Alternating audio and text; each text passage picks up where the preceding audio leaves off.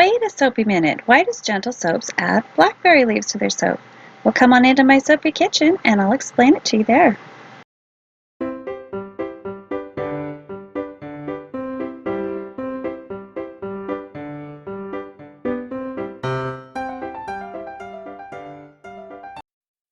In traditional herbal medicine, the fruit leaves are used to heal wounds, open sores, and scratches. Blackberries also assist in soothing skin ailments like psoriasis, and some of the antioxidants aid in clearing acne. Due to this anti-inflammatory and immune-boosting benefit, blackberry leaves are used in healing sore throats, mouth sores, anti-aging, diarrhea, wounds, and hemorrhoids. So now that you have the historical reasons, the reason we use it is because it gives us this beautiful color. Check that out. Still warm. I'm cutting it. Can you believe this? So pretty. I like that. That's really pretty. It's almost got an ombre on the side.